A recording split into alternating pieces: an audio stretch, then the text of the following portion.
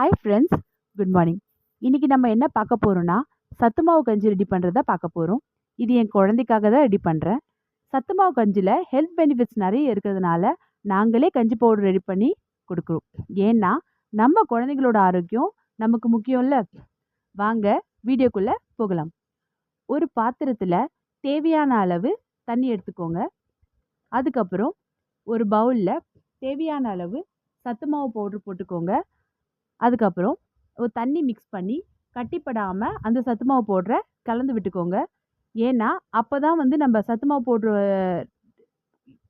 கஞ்சி ரெடி பண்ணும்போது கட்டிப்படாமல் இருக்கும், குவான்டிட்டியும் நல்லா இருக்கும். அப்புறம் கொதிக்கிற தண்ணியில் நம்ம ரெடி பண்ணி வச்ச அந்த சத்து மாவு கஞ்சி மிக்ஸை அதில் போட்டு நல்லா கலந்து விட்டுக்கோங்க. ஸ்பூனில் மிக்ஸ் பண்ணிக்கிட்டே இருங்க, அப்போ தான் அடி பிடிக்காது.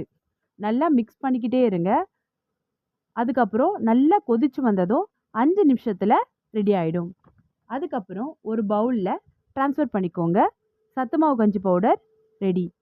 நாங்கள் போடுற வீடியோஸ் உங்களுக்கு பிடிச்சிருந்ததுன்னா நீங்கள் ப்ளீஸ் லைக் பண்ணுங்கள், ஷேர் பண்ணுங்கள், சப்ஸ்கிரைப் பண்ணுங்கள், கமெண்ட் பண்ணுங்கள். மறக்காமல் எங்கள் சேனலுக்கு கொஞ்சம் சப்போர்ட் பண்ணுங்கள். இந்த கஞ்சி மாவு சத்து பவுடர் ரெசிபி உங்களுக்கு வேணும்னா நீங்கள் கமெண்ட்டில் போஸ்ட் பண்ணுங்கள். நாங்கள்